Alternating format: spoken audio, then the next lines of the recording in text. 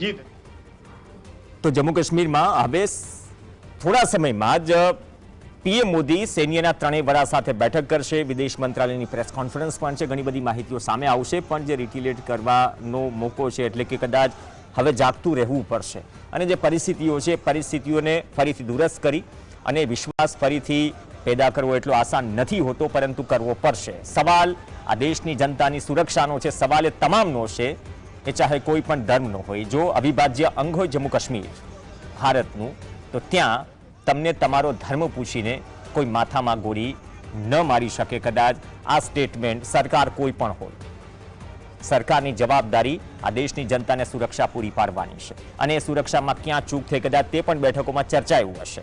પણ દેશનો દરેક નાગરિક ઈચ્છી રહ્યો હશે કે